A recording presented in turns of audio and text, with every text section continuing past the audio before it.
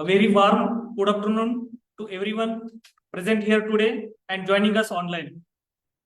On behalf of Maharashtra Tax Practitioners Association, welcome you all our first study circle meeting. Today's session is on very important topic, presumptive taxation under Income Tax Act 1961. To start today's program, I request our honorable dignitaries to take their places. Our President, Advocate Jnaneshwar Narawade sir, Study Circle Committee Chairman, Shri Milind Hendre, our respected guest speaker and faculty, CA Palak Pavgadi sir, who is joining us online, Vice President Advocate Pranav Sheth sir, Joint Secretary Mr. Kailas Kashi sir, and myself CMA Navnath Talwade as your anchor for today.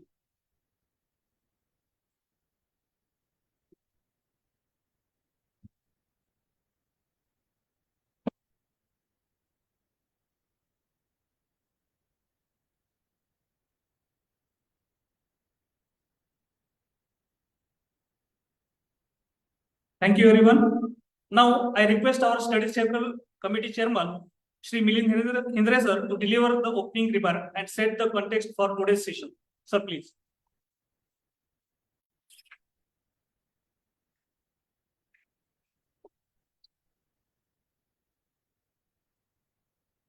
Thank you, sir.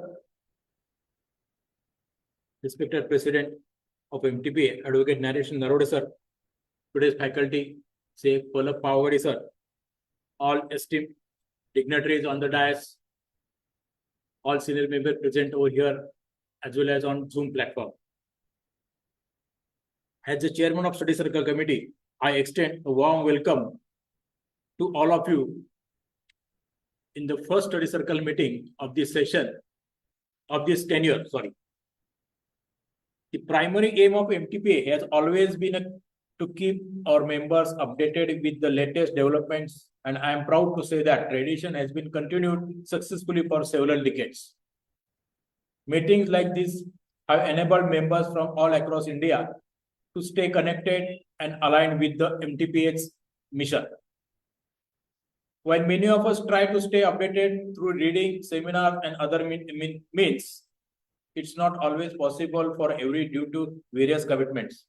However, it has been constantly observed that participation in study circle meeting proves to be one of the most effective ways to stay connected with the evolving rules and amendments in various acts. This tenure, we have planned study circle meetings on a wide range of relevant topics, and I urge all you to actively participate along with your staff and professional colleagues. These sessions are designed to benefit of entire fraternity. Today's session is on the topic presumptive taxation under Income Tax Act 1961. And we are very fortunate to have C. Palak Pavgadi sir to enlighten us on this very important subject. So, with this once again, I welcome you all and expect your support will continue for further sessions also. Over to Navnath sir. Thank you, sir.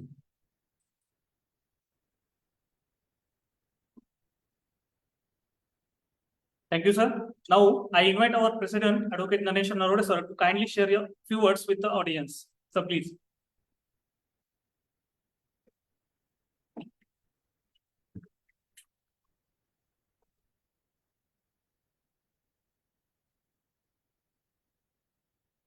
Yes.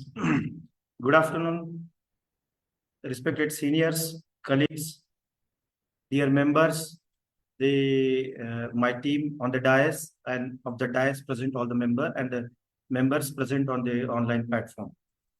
I warm welcome to every one of you for joining us today. It's my privilege to address you as a president at the first study circle meeting for the year 26-27. As we began a new tenure, our focus remains straightforward to share the practical knowledge, support each other in our day-to-day practice, and keep up with the changes in the changing tax laws. Today, we are discussing the presumptive taxation under the Income Tax Act 1961. This is the topic that touches almost every tax practitioner's daily practice. The sections like 44 AD, 44 ADA, 44 AE offers the small businesses and the professionals a simple way to report their income without maintaining complex accounts. However, the recent amendment and the procedural checks means we must apply these provisions carefully to avoid the issues for our clients. To guide us through this topic, we have CA Palak Pawagadi sir with us for the today's this subject. On behalf of the MTPA, I extend a very hearty welcome to you, sir.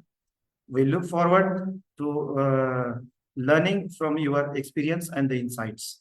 Before we begin, I quick remind you, please mark your calendar for upcoming full day seminar on the 40th of August 2026. It will cover the detailed session, 2 on GST and 1 on income tax. More detail will follow soon. Thank you all of you for the presence and the continued support. Let us make this learning session productive and the interactive. Thank you very much. Over to the study circle team. Thank you.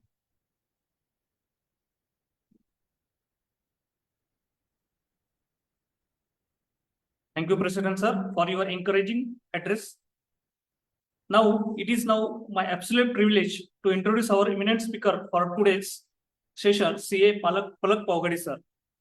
Sir is a partner at Monubai and Shah LLP and holds qualification in commerce and law, alongside being a fellow chartered accountant. He is a rank holder and gold medalist in chartered accountancy and university examinations. With over 27 years of post-qualification experience, he specializes in direct tax consultancy, advisory, and litigation support, as well as overseas investments and transfer pricing. He is a passionate mentor who has trained over 10,000 chartered accountants and regularly delivers lecture at national level professional forums. We are honored to have such an experienced expert with us today. Please give one round of applause for CA Palak Pawagadi sir. Thank you. Thank you. I now request our President, Advocate Gyaneshwar Narwade sir, to felicitate CA Palak Pawagadi sir as a token of our gratitude and appreciation. I request Advocate Pranav Sheth sir, Vice President of MTPA, to accept felicitation on behalf of Palak Pawagadi sir.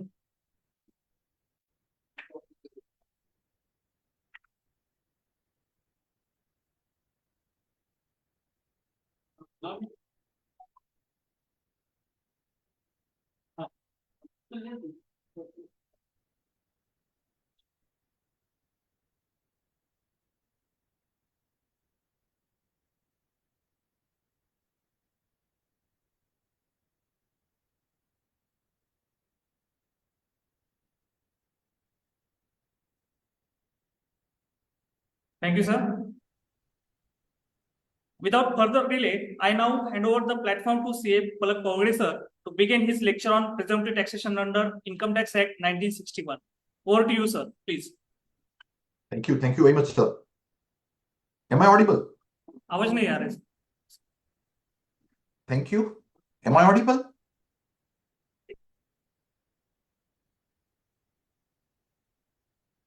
अभी आ रहा है? What? Just a minute. Yes. Audible now? Yes. Okay.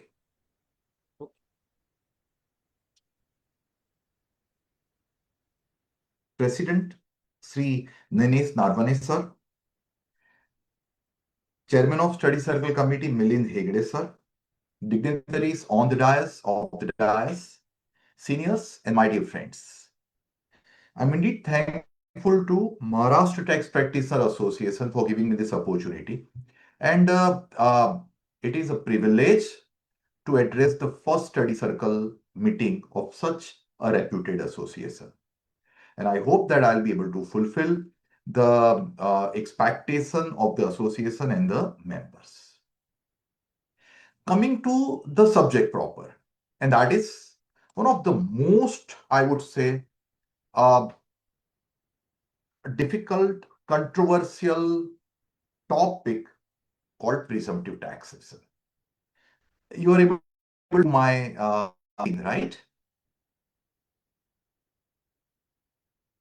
screen is, then you can see my screen, right? Okay. So let me begin with the three sections which are covering this presumptive taxation. The first one is 44 AD. That 44 AD is a merger of old AD and old 44 AF of the Income Tax Act. My seniors would agree that originally that was 44 AF, which is merged to 44 AD. AD was only for the civil construction and AF was for all the businesses. Now, for all the businesses except the negative list, everything is covered by 44 AD, which is applicable to resident. I'm very clear with the word resident individual, resident HUF, and resident partnership firm, and not the LLP. Here, you are supposed to declare your taxable income to be minimum 6% or 8% of turnover. I'll go to the nitty-gritty slide later. The second, for specified professionals like us, it is, again, I am very clear with the word resident profession and covered under section 44AA, that is called specified profession. There it is, for that, you have to declare your income to be minimum 50% of your gross receipt. If you are not declaring this, then you should be ready to get your books of accounts audited. And the third one is, my seniors and friends, it is 44A, applicable to those who are into the goods carriage business. It is assessee owning at any time during the previous year not more than 10 goods vehicle. Then he's into the business of applying, hiring, leasing them. Then there is per vehicle income, which we need to disclose every month. Monthly income details are being provided. Now, let me go to the exact part and let us have 44 AD. As I've said earlier, the eligible assessee are resident individual HUF partnership firm, not LLP, carrying on eligible business. अब business को इन लोगों ने कैसे define किया है? Business को define किया है कोई भी business except the negative list. कौन सा है नेगेटिव लिस्ट? नेगेटिव लिस्ट है goods carriage, that is plying, hiring, leasing business. Why? Because it is already covered by a specific section called 44AE. So हम इसको 44AE में ले जाएंगे, वो यहाँ पे कवर नहीं होगा. तो ये कहां पे चला जाएगा? 44AE में. I have one controversy related to the same, which I will take up when I move to 44AE. So ये बिजनेस यहां से एक्सक्लूडेड है. Second, profession specified under 44AA are excluded because they are covered by 44AD. So वो भी वहां पे चला जाएगा. There is a specific section 44AD, it will go there. ये खास समझना. यहाँ पे बहुत लोग मिस्टेक कर रहे हैं. कमीशन और brokerage income is not covered by 44AD. हमारे काफी क्लाइंट ने ये प्रॉब्लम कर दिया है. एंड मैं ऐसा करूंगा कि ये सब्जेक्ट थोड़ा थियोरेटिकल है बट प्रैक्टिकली भी बहुत इंपॉर्टेंट है. तो मेरी प्रैक्टिकल कैरियर में जो भी चीजें मेरी नजर में आई है, जो भी चीजें आई वुड से मैंने एक्सपीरियंस की है in the litigation, in the problems which department has started the controversy or because of some small mistake of the tax consultant or return filer, the assessee is in trouble, वो मैं यहाँ पे discuss करूंगा. Like ये commission को exclude किया है. पहली controversy, one of our client is a commission agent. Insurance commission होता है तो कोई इंश्योरेंस की उन्होंने एजेंसी ली हुई है. अब insurance agencies are covered by IRDA. तो insurance companies are covered by IRDA. तो IRDA के मुताबिक they can give maximum certain percentage of commission. अब क्लाइंट को इंश्योरेंस कंपनीज कुछ ज्यादा कमीशन दे रहे थे, तो कमीशन जो देते थे उसके ऊपर 194H ओल्ड सेक्शन में बोल रहा हूं, उसमें टीडीएस करते हैं। नए में तो बोलूंगा ना, तो सब में 393 ये आएगा। तो 194H में टीडीएस करते थे। जो एडिशनल अमाउंट जाती थी that was for some marketing expenditure and other expenditure, जिसके लिए 194C में टीडीएस करते थे। दोनों टीडीएस अलग हो गया, एआईएस में दोनों अलग अपीयर हुआ।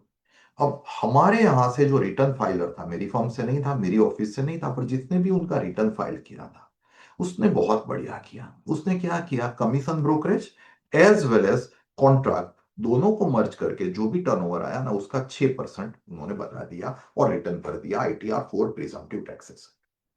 नाउ उन्होंने ITR 4 भर दिया, केस स्क्रूटिनी में आया बिकॉज ऑफ दिस ITR 4 कि भाई 194H के लिए ITR 4 भी नहीं हो सकता है।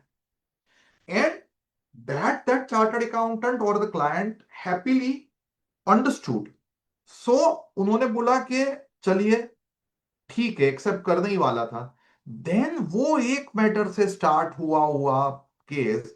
There were number of other matters के मार्केटिंग के क्यों दे रहे हैं, मार्केटिंग के आपने कितने खर्चे किए, एक्चुअल आपका कितना है। I am very clear, you to declare 6% और 8% or actual higher of the two, that also I would be discussing. And there were number of issues tackling the particular case. Mistake कहां पे हो गई client की, कुछ नजर में नहीं आता, ये मार्केटिंग कुछ और नजर में नहीं आता, बट मिस्टेक कहां पे हो गई, आईएएस में दिख रहा है 194H, आप भर रहे हो ITR 4। कमीशन ब्रोकरेज के लिए 194H के लिए ITR 4 is not permitted, presumptive is not permitted, so you can not declare. Other way down देखें तो किसी का कमीशन ब्रोकरेज का इनकम है और वो 6% 8% से कम बता दे, तो क्या ऑडिट करवाना कंपलसरी होगा? नहीं जी, कोई ऑडिट भी कंपलसरी नहीं। क्यों ऑडिट भी कंपलसरी नहीं? The reason is not covered by 44AD, so neither of the provision of the 44AD would be applicable to them. Same rule will apply for the agency business. आपकी किसी agency है तो agency के लिए भी ये 6% 8% वाला 44AD वाला रूल एप्लीकेबल नहीं होगा। And I am very very clear, LLPs are all excluded in eligible assessing. अब LLP excluded, company excluded, and other assessees like AOPBY are also excluded. What is included is resident individual, resident HUF, and resident partnership firm, normal partnership firm, and not LLP. My seniors and friends, किसको ये 44AD applicable होगा? दो threshold limit दी हुई है। जो original limit थी 44AD की वो थी 2 करोड़ रुपए की। It applies to all business except the prohibited category as we have discussed. And now what would happen is that there is no extra condition need to be satisfied. If you are into the business of, say for example, retail business, आप pants बेच रहे हो, stationery के business में हो, 1.5 करोड़ का आपका turnover है, कैश से है, चेक से है, 1.5 करोड़ का टर्नओवर अप टू 2 करोड़ आया, no restriction on cash dealing. मान लो ये 1.5 करोड़ में से 1 करोड़ 20 लाख रुपए आपका कैश से है, बाकी का 30 लाख रुपए आपका चेक से है, you are covered by 44AD rather, and you are supposed to declare 6% और 8%. सो ये 2 करोड़ की टर्नओवर के लिए कोई कैश के ट्रांजैक्शन नहीं, कुछ और नहीं।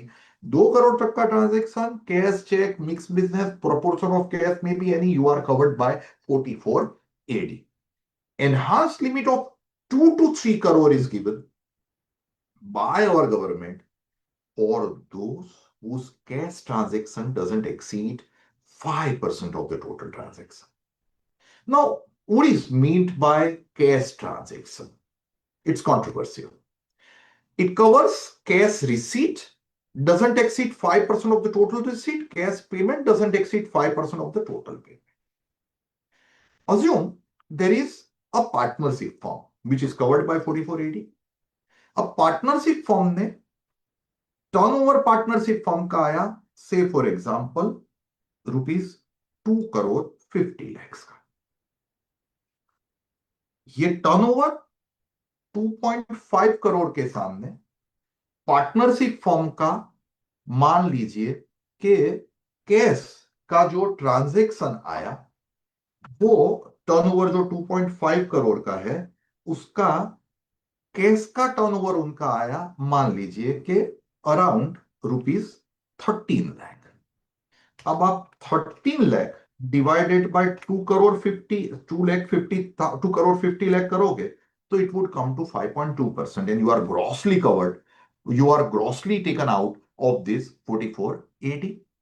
आई am clear with that? Okay, I repeat, मेरा टर्नओवर है 2.5 करोड़ का, उसमें से मेरा कैश का टर्नओवर है 13 लाख। अब 13 लाख का टर्नओवर कंपेयर टू 2.5 करोड़ का total turnover, my turnover is 5, cash turnover is 5.2% of my total turnover. But there is a difference. Look at the verbatim of the legislature. The verbatim of the legislature is cash receipt doesn't exceed 5% of the total receipt. Meaning thereby, मान लीजिए मेरे ही case में मैं addition करूं कि it is a partnership firm जिन्होंने मान लीजिए कि 30 लाख रुपए की अनसिक्योर्ड लोन ली हुई है चेक से। वो तो आप ले नहीं सकते वरना 269 एसएसटी में हिट हो जाओगे। चेक से लोन ली हुई है 30 लाख रुपए की, तो उनकी टोटल रिसीट हुई 2.5 प्लस 30, 2.8। 13 लाख का कैश से मेरा receipt compared to 2.8 crore will be giving you only 4.6%. You can grossly go for 4480.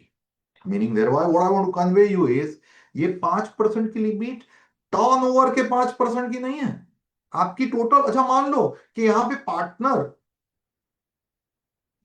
2 lakh रुपए कैश में लाया होता, कैपिटल के, 3 4 पार्टनर है, 50 50 50 50 50 हजार लाए कैश में। अब 50 50 50 50 हजार 4 जने कैश में लाए, तो जो मैं 2.8 लिख रहा हूं ना वो 2.8 नहीं होगा, वो 2.82 हो गया और मेरा कैश हो गया 15 लाख। अगर 2.8 डिवाइडेड बाय 15 करो ना तो फिर से I cross the limit, I am gone. You have to check out with your cash bank, this is not 5% of turnover, mind well, this is cash receipt doesn't exceed 5% of the total receipt. Cash payment doesn't exceed 5% of the total payment. Both the conditions cumulatively must be satisfied. Then you can declare 6% on digital and 8% on others. That is compulsory.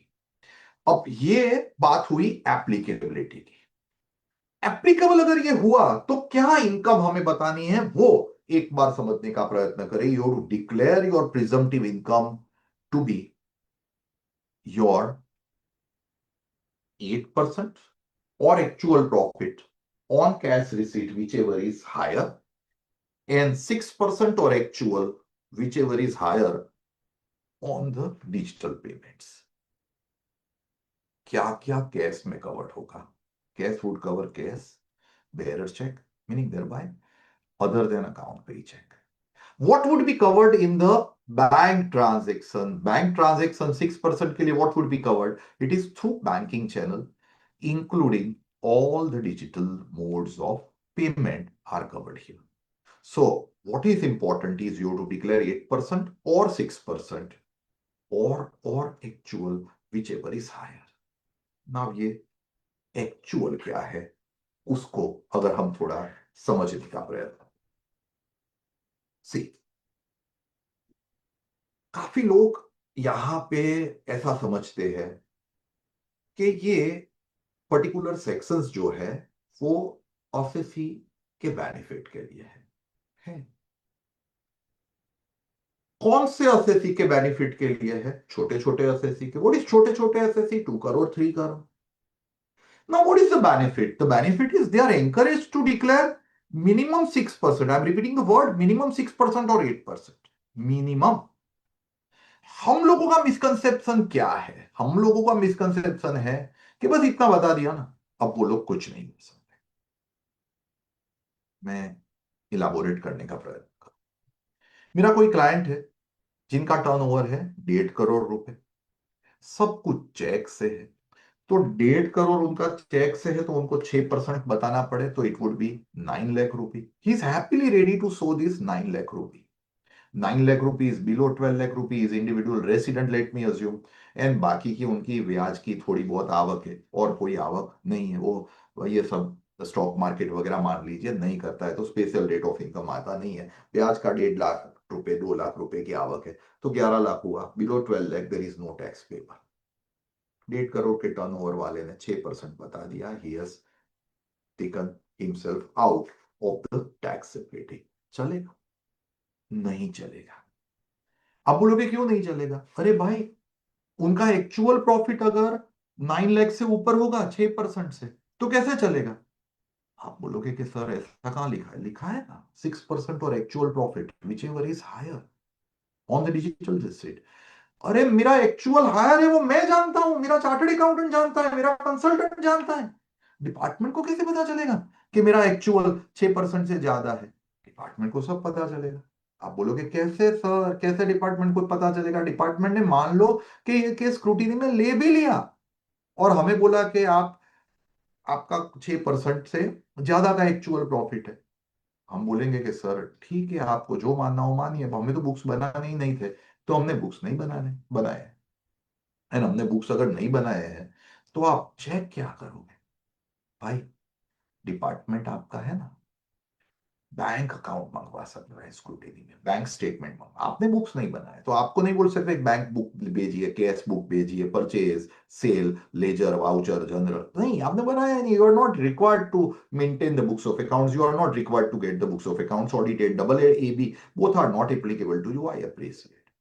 But आपके bank statement पे तो उनका हक है ना, वो तो मंगवा सकता है ना, आपके पास से भी मंगवा सकता है, बैंक के पास से भी, पान नंबर है आपका उनके पास, तो बैंक को भी नोटिस देके मंगवा सकता है। आपका बैंक स्टेटमेंट आया, आप में 1.5 करोड़ रुपए का चेक से रिसीट दिख रहा है, सामने खर्चे देखे ना तो बेयर मिनिमम आपके खर्चे, कोई डेबिट साइड है ही नहीं, तो कैसे प्रूव करोगे आप कि आपने खर्चे किए? आपका एक्चुअल 6% से हायर नहीं है। मुझे पता है आपका आर्गुमेंट आएगा कि सर आउटस्टैंडिंग है। देखिए ITR 4 में आपको डेटर क्रेडिटर की डिटेल देनी होती है भाई, वो आपने दी है।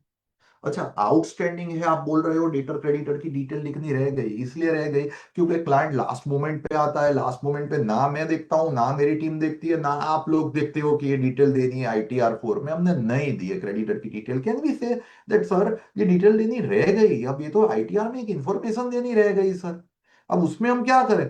अभी इंफॉर्मेशन हमने नहीं दी है तो थोड़ा आप हम पे हावी हो गए। डिपार्टमेंट बोलेगा कि एक काम करो ना, इसके क्रॉस कंफर्मेशन, आपने बुक्स नहीं बनाया है, सामने वाले ने तो बनाए होंगे। अच्छा, सामने वाला लिख के तो दे सकता है कि इतना आपके पास से ड्यू है, आपने सैलरी बताई है, मान लीजिए गलत गलत सैलरी बताई है, 5 लाख 25 लाख रुपए, जिसको सैलरी दे दी है, पहला तो क्वेश्चन नहीं आएगा कि यार ईयर एंड तक 12 महीने उन्होंने काम किया, रुपए लिए बगैर, ऐसा तो कैसे? अच्छा, रुपए लिए बगैर काम किया, अभी आपका केस स्क्रूटिनी में आपने रिटर्न भरा होगा ईयर एंड के 6 महीने के बाद या 4 महीने के बाद, 31 अगस्त तक मान लीजिए आपका केस स्क्रूटिनी में आएगा, नेक्स्ट ईयर की 30 जून तक। अब वहां तक तो ये सैलरी का पेमेंट हो गया होना चाहिए ना। बैंक स्टेटमेंट बताओ इसका पेमेंट कर दिया है आपने, इतना तो कोई बाकी नहीं रखेगा ना साहब, बहुत बड़ा प्रॉब्लम होगा। अब यहां पे ना डिपार्टमेंट का भी एक प्रॉब्लम था, and I must highlight this. The problem was till assessment year 1920 if I'm not mistaken, department का जो ITR 4 था ना, उसमें था प्रॉफिट टर्नओवर के 6%। ITR ऑफ AY 1920 से इन लोगों ने चेंज करके बोला इट इज 6% और actual whichever is higher. हालांकि कायदे में पहले से 6% और एक्चुअल था, but in their utility there was a problem, in their ITR form there was a problem, and that has been now very categorically corrected. So very humble advice, it is not flat 6%, 1.5 crore का 9 lakh plus 1.5 lakh की receipt, tax payable 0, that want work. वरना तो हमारे लोग क्या कर दे, subject to GST obviously, हमारे लोग क्या कर दे, 1 करोड़ 20 लाख रुपए की कैश में रिसीट, उसका 8% 9,60,000 प्लस 1.5 लाख रुपए का मान लीजिए कि आपका interest on FD, no other income, 11,10,000, tax payable is 0. That is not workable, sir.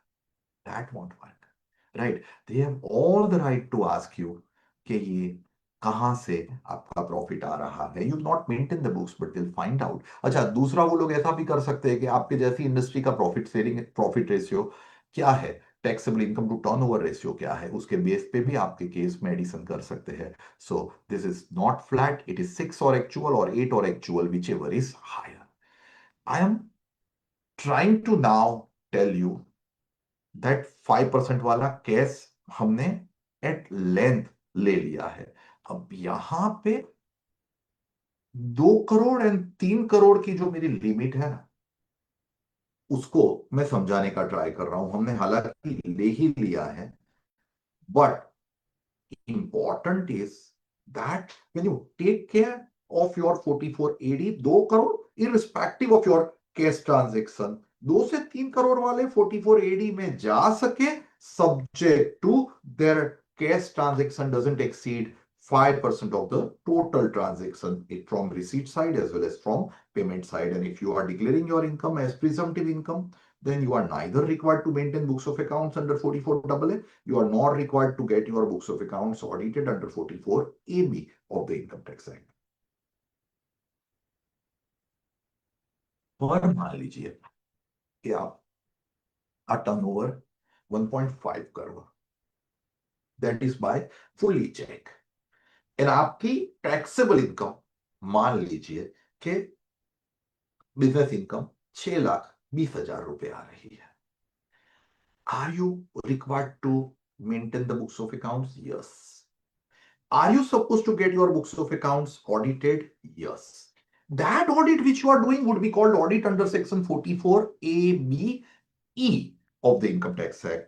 And आपको ये कंपलसरी ऑडिट करवाना होगा 44ABE में। हालांकि हमारी जो चार्टर्ड अकाउंटेंट्स की 60 ऑडिट की लिमिट है, पर chartered accountant you can audit only 60 books of accounts, उसमें 44AD वाले ऑडिट्स कवर्ड नहीं होते हैं। आई will be very specific with the same. हमारी फर्म है ना, अभी मर्ज हुए with my existing firm. Mine was a proprietorship, it got merge with one of the renowned firm of Hindustan Gujarat.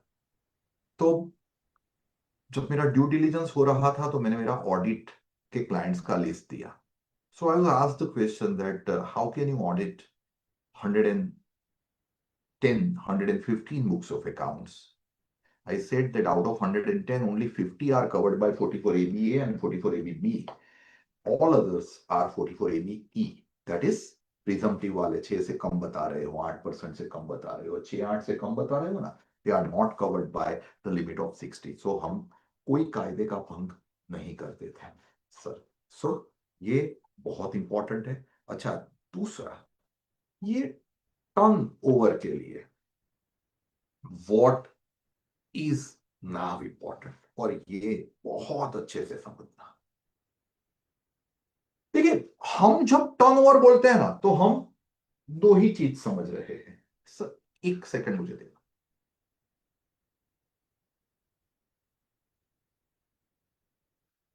Just give me a second.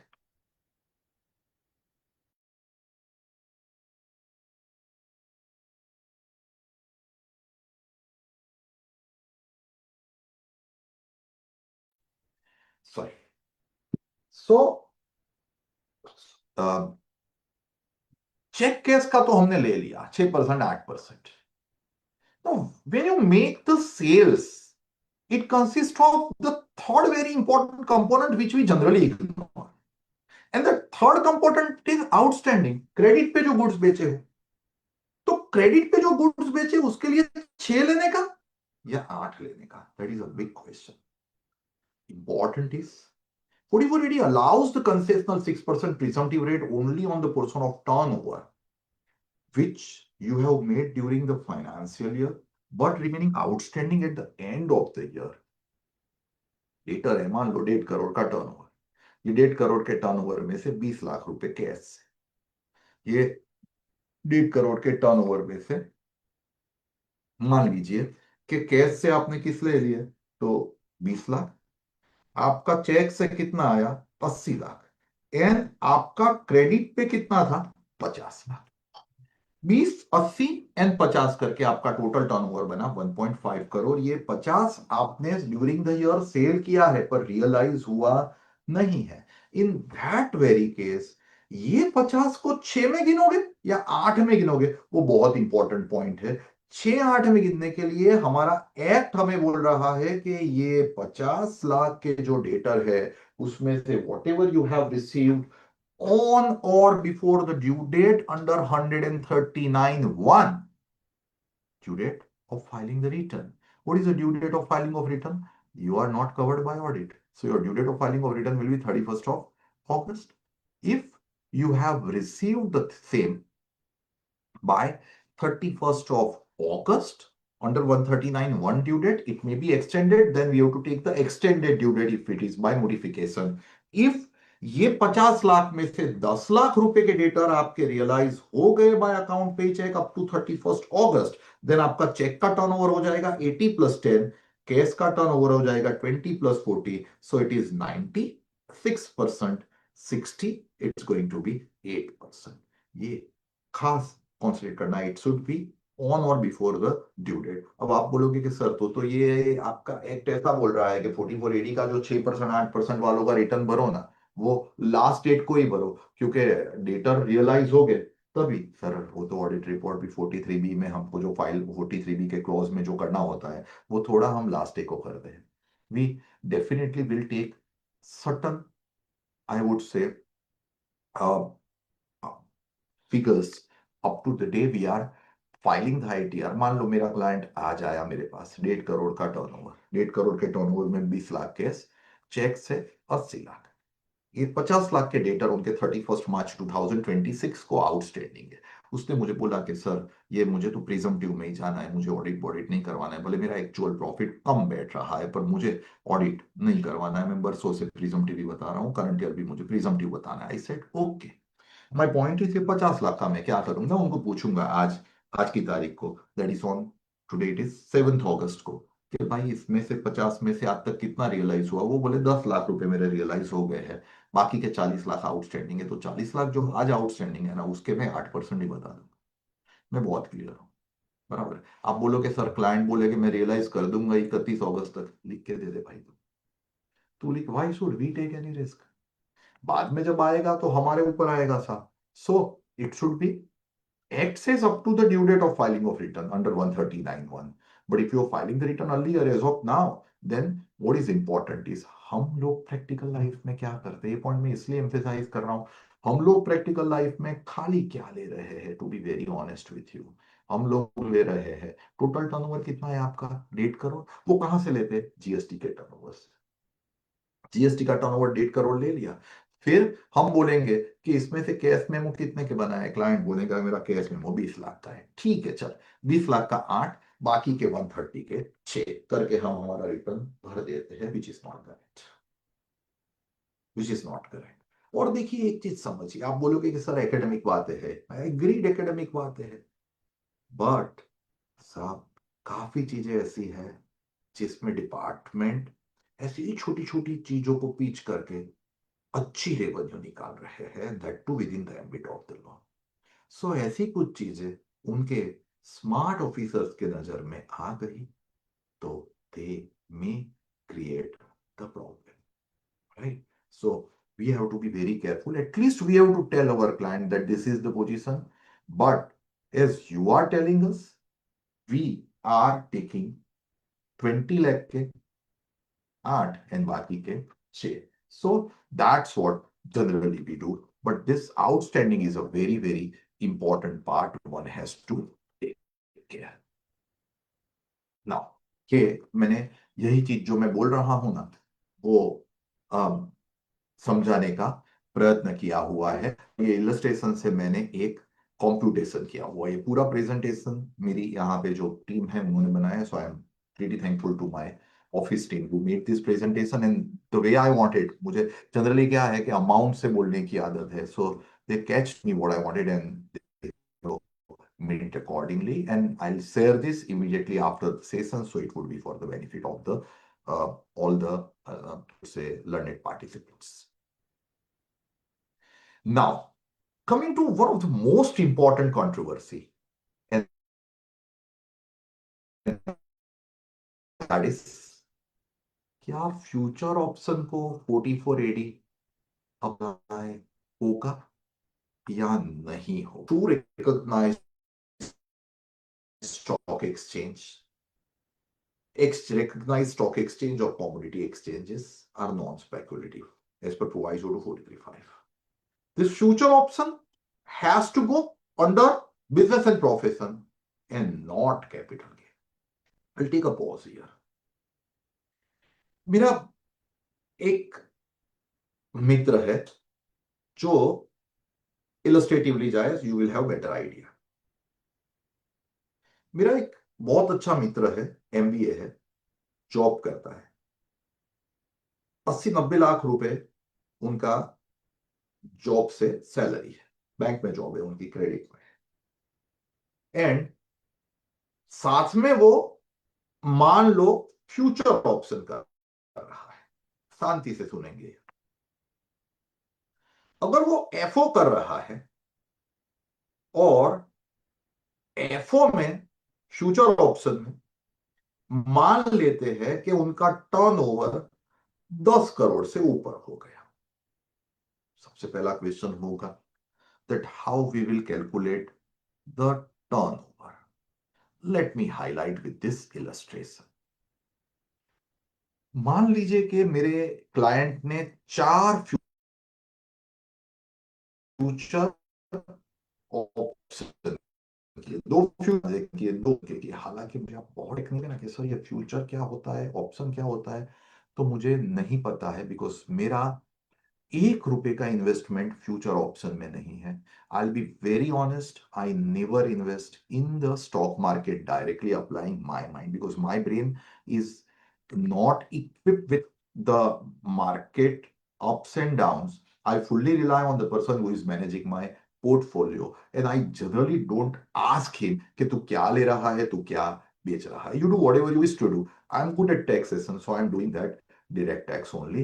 But हाँ, tax angle से आप जो भी पूछोगे फ्यूचर ऑप्शन के लिए वो मुझे पता है। फ्यूचर ऑप्शन कैसे होता है, क्या करने का, कैसे वर्क होता है, प्रॉफिट होगा, लॉस होगा, वो नहीं पता है। हालांकि एक्सपीरियंस इतना पता है कि लॉस ही होगा, but still if we check out, 2 future option हुए, 2 ऑप्शन हुए, 4 का परचेज, 380 का सेल, तो 20 का लॉस, सॉरी अब तो 20 का लॉस हुआ।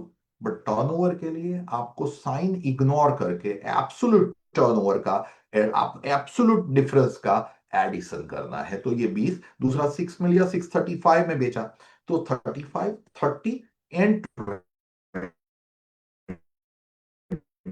20, it is absolute turnover I am trying to say. लिया है तो यहां पे मेरा टर्नओवर हो गया 1,05,000 रुपीज। अगर मेरे फ्रेंड का टर्नओवर, ये जो एब्सोल्यूट टर्नओवर आया डिफरेंस का, if it is more than 10 crore, and even if he is salaried person, as his turnover exceeds more than 10 crore, his due date of filing of return will be 31st of October, because he has to get his books of accounts audited under 44ABA of the Income Tax Act compulsorily, right? So that is one.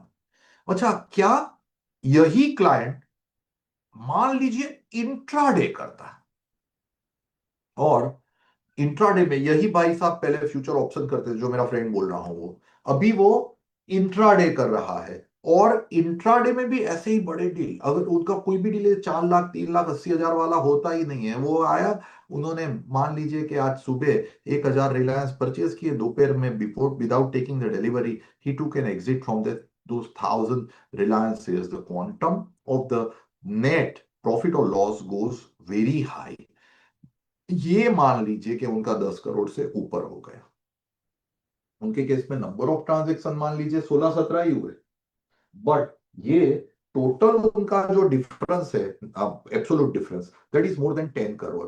Can we say intraday के लिए कि sir एक काम करेगा, उसको हम capital gain में बता दें, एंड कैपिटल गेन में बता के, बिकॉज ये तो शेयर्स है, कैपिटल गेन के में बता के at least we should get rid of maintaining the books of accounts and getting the books of accounts audited. Had this been intraday of the sales? Answer is yes, because shares are your capital asset. But if it is future or option, future option are not your capital asset. It can never go to the topic capital gain. It has to be covered in the business and profession. And if it is covered in business and profession, you have to get the books of accounts audited if the absolute turnover exceeds 10 crore. मैंने मेरा subject थोड़ा divert किया, पर मुझे difference समझाना था FO का and intraday का.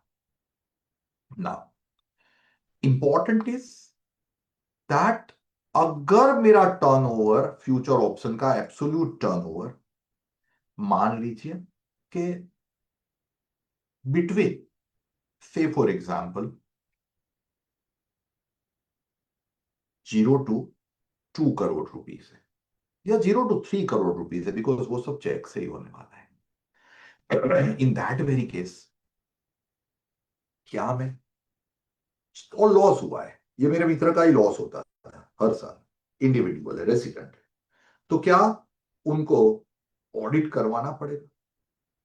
सर, ऑडिट के लिए आपको देखना है कि अगर मैं हूं इंडिविजुअल, बाकी कुछ अज्यूम नहीं करता हूं और फ्यूचर ऑप्शन ही करता हूं और लॉस कर रहा हूं, तो मुझे मेरा टर्नओवर भले 2.5 करोड़ हो, 2 करोड़ हो, 3 करोड़ हो, but as my total income doesn't exceed basic exemption limit, I don't have to get the books of accounts audited. But as you talk about my friend, उनका लॉस हुआ 1.5 करोड़ के फ्यूचर ऑप्शन के absolute turnover में, but उनकी other income salary देखे तो that exceeds the basic exemption limit, he has to get the books of accounts audited to carry forward the particular loss. Otherwise आप loss carry forward कर पाओगे without getting the books of accounts audited, because 44AD के अलग अलग पहलू की बात करें तो the next particular fundamental in 44AD is that for individual NHUF, you have to get the books of accounts audited if you are not declaring 6 or 8% plus your total income exceeds the basic exemption limit. And mind well, the basic exemption limit is 4 lakh and not 12 lakh. 12 lakh तो rebate दिया हुआ है.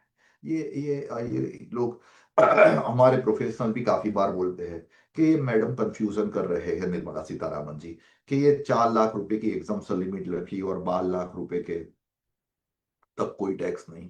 अरे simple कर दिया होता तो कि 12 लाख की एग्जाम्पशन लिमिट, साहब 12 लाख की एग्जाम्पशन लिमिट कर दी थी होती ना, तो अगर आपका इनकम 5 लाख बन रहा है ना, तो आपको रिटर्न फाइलिंग नहीं करना पड़ता 139(1), और रिटर्न फाइलिंग नहीं करना पड़ता, यहाँ पे ऑडिट भी नहीं करवाना पड़ता. 12 लाख रुपए तो एक रिबेट से नील हो रहा है.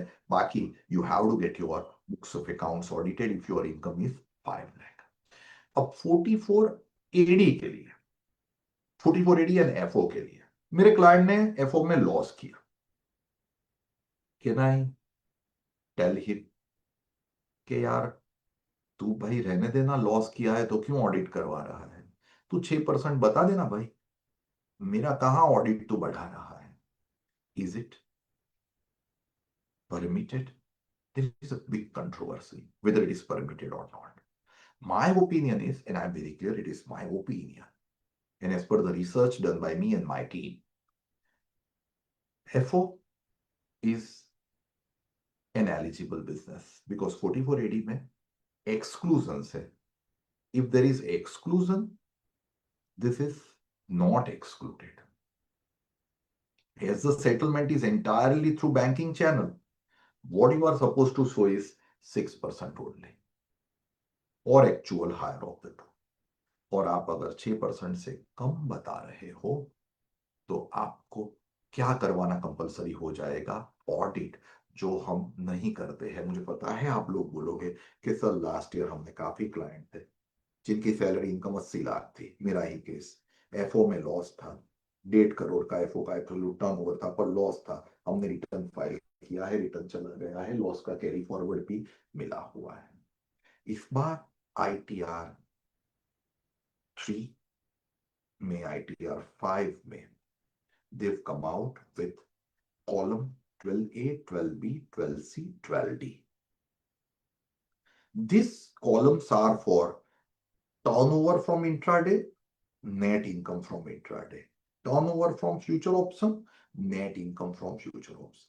And according to me, the very purpose of this is the department will check out from your schedule P&L that अगर आपका absolute turnover from FO is 1.5 crore and your income declared in FO is minus 4 lakh rupees, why you have not got the books of accounts audited? And this may create a problem.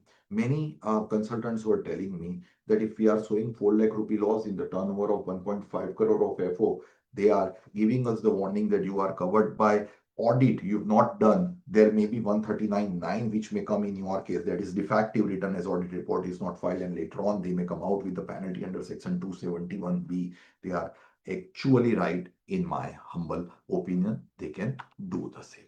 So this was 4480. Now I'll come to one of the biggest controversial point, वो 5 साल वाला slide later, that is covered by me in my presentation. So I'll be checking that particular point out, but थोड़ा पहले lighter note करें, and that is 4480 हमारे professional के लिए. इसको मैं स्टार्ट करूं, स्पेसिफाइड प्रोफेशन के लिए ये कवर्ड है. There is a closed list of those who are covered by specified profession. It covers legal, medical, architecture, engineering, or it would cover the, I would say, company secretary, it would cover the CMS, it would cover the artist. There is a list of 4480 specified profession, even authorized representative, IT technician, film artist, all are covered here.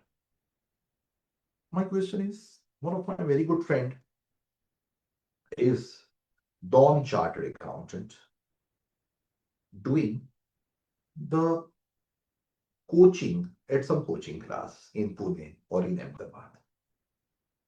He's getting the remuneration for providing the services. Whether he can opt for 50%. कुछ उनको करना नहीं होता है, उनको classes में जाके पढ़ाना होता है, चाय भी क्लासेस के ओनर की पीने की, राइट. खाली हमारा तो क्या गया फैकल्टी का, तो वहां से यहां से वहां जाने का पेट्रोल, जाके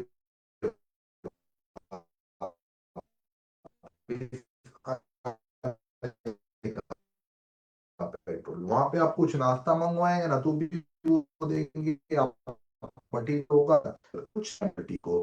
कैन ही कि मुझे तो 50 में फिर से कह दो, इसी फॉर्म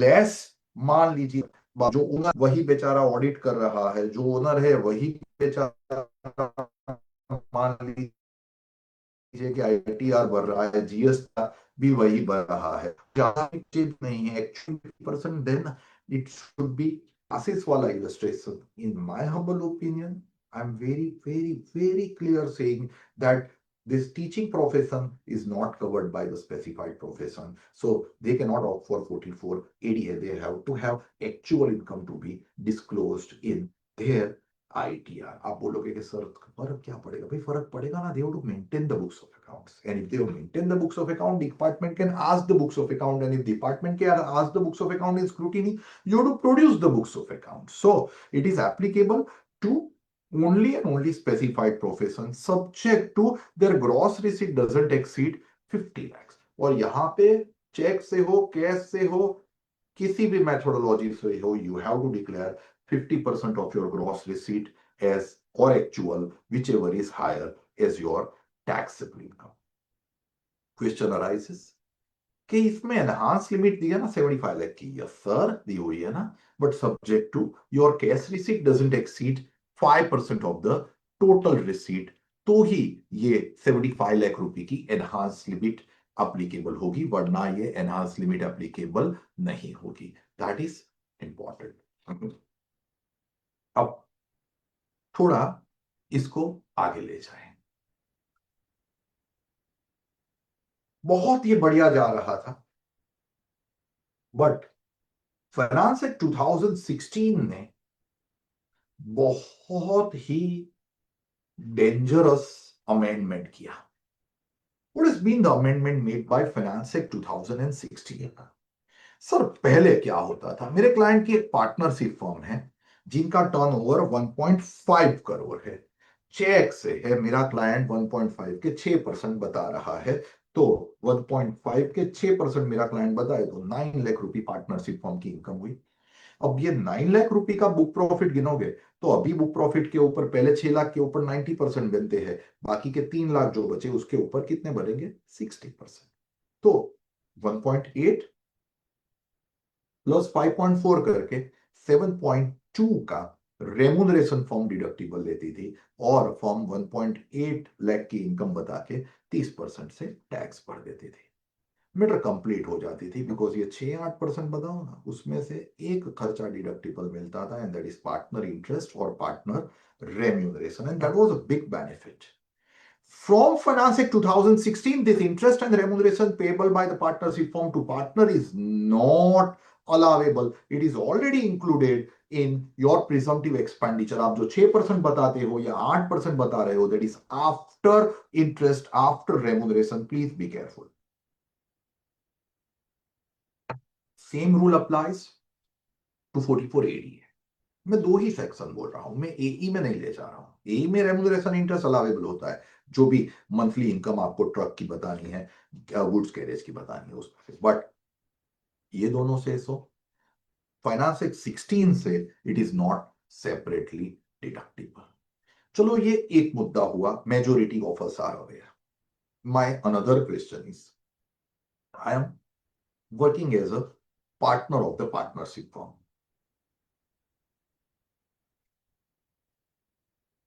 एंड मेरी फॉर्म से मान लो मेरा रेमुनरेशन एंड इंटरेस्ट बन रहा है 40 लाख रुपए. Can I declare 50% of this 40 lakh rupee and 44ADA remuneration whether covered by 44ADA or not? अच्छा, मैं मेरी इनकम कम बताऊं तो क्या मुझे ऑडिट करवाना कंपलसरी हो जाएगा? There was a big controversy.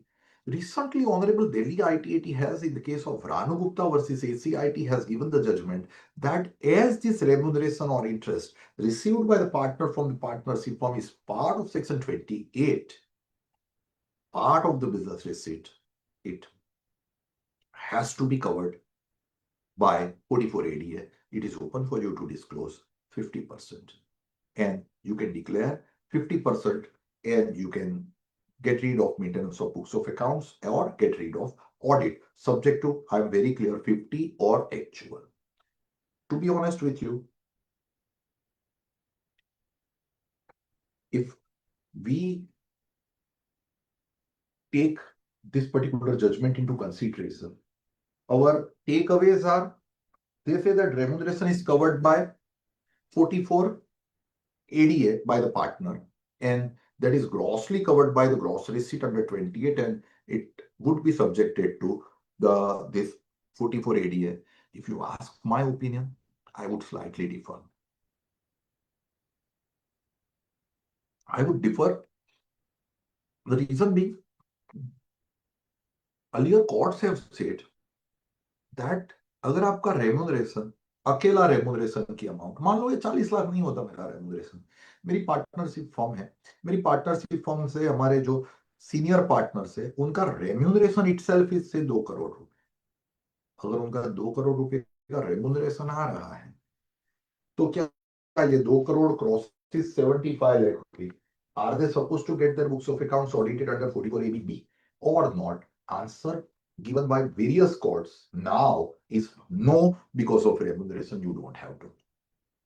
So अब वहां पे मना कर रहे हो और यहाँ पे बोल रहे हो कि ये 28 की रिसीट हुई 50%. I think this judgment, with all due respect, needs some reconsideration. So that is related to remuneration. We have 44A. ज्यादा मैं इन्वॉल्व नहीं होगा इसमें, but 44A is applicable to any assessee, not only individual HUF firm, any assessee.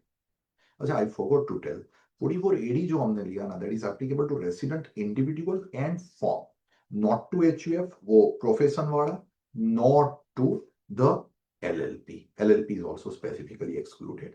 For 44A, you are supposed to declare your income to be for heavy goods vehicle 1000 per ton of the gross vehicle weight or unleaded weight for every month or part of the month till the ownership of the goods vehicle with the assessing or actual amount whichever is higher. For other goods vehicle other than heavy, it should be 7500 per month or part of the month or actual, whichever is higher, part of the month during which the vehicle is owned is treated as the full month.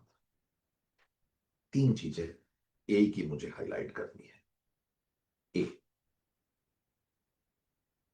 Wording of the legislature are, it is per month or part of the month for which the vehicles are owned by assessee and not used by assessee.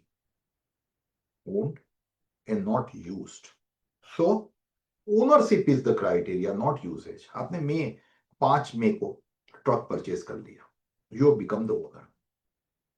This truck is put to use by you on, say for example, 19th June 2025.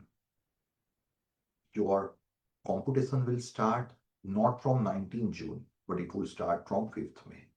It would be for 11 months you have to make the computation and not for 10 months you have to make the computation, because the verbatim of the legislature are month or part thereof for which the trucks are or goods carriage are owned by the assessee. Second very important point is that from 44 AE, remuneration interest to partner is deductible. Like आपके पास सभी 8 light medium vehicle है, heavy goods vehicle नहीं है, 8 light medium vehicle है, पूरे साल के लिए है, तो आपका पर मंथ पर ट्रक इनकम हुआ 7500 मल्टीप्लाइड बाय 8 करके 60000 मल्टीप्लाइड बाय 12 करके 7,20,000. Assume yours is partnership firm. So ये 720 में से आपको रेम्यूनरेशन एंड इंटरेस्ट का क्या मिलेगा? Deduction. If it is a partnership firm, you can get the deduction. And third, very important fundamental, this is applicable to the assessee who are owning the goods vehicle. मैंने बोला था आगे कि एक मुद्दा है एई में, मैं एई में जाऊंगा तब मैं कवर अप करने का प्रयत्न करूंगा. And that particular point is that अगर मेरा क्लाइंट मान लीजिए कि ट्रक ओन नहीं कर रहा है, रेंट पे ट्रक लिया है उन्होंने एंड रेंट पे ट्रक लेके वो चला रहा है, तो क्या 44 एई एप्लीकेबल होगा? ना. अगर एई एप्लीकेबल नहीं होगा तो can my client go for 44 AD? In my humble opinion हाँ, बिकॉज ऐसा ए डी में एक्सक्लूड नहीं है. Owner of the truck, those who are covered by AE can not go to AD. If you are not covered by AE, commission agency, specified profession is excluded, others are included. So there it would be open for you to go. And आगे हम जो देख रहे हैं AD का 5 year का lock-in, that is not applicable to 44 AE. Now this is simple chart. ये सब presentation में अच्छा लगता है. My team has prepared कि ये अगर ऐसे देंगे तो members would enjoy the same. तीनों की अलग अलग लिमिट एडीए एडी की हम लिमिट देने का प्रयत्न कर रहे हैं with cash with cheque. Now if you are opting for AD, ADA और एई, देन आपको कोई खर्चों का 30 to 38 का डिडक्शन नहीं. डेप्रिसिएशन भी deem to have been allowed, repair maintenance, petrol, everything is deem to have been allowed. भाई आप मान लो चेक से आपका टर्नओवर है, आप 6% बता रहे हो, तो बाकी का 94 जो गवर्नमेंट ने आपको दिया वो आपके प्रिज्यूम्ड एक्सपेंडिचर ही है. But at the same time, one thing should be kept in mind is that Chapter 6A deductions are always available to you. Acha, I would be clear, whether you are opting for old regime or you are opting for new regime, you are eligible to go for 44 AD or 44 ADA. और यहाँ पे luckily madam ने ऐसा नहीं किया है कि 115 BSc 1 है, नए रेजिम में जाओगे तो आपको 6-8% नहीं बताने का, तो आपको यहाँ पे 10% 12% बताने का, ऐसा कुछ लकीली बोला नहीं है.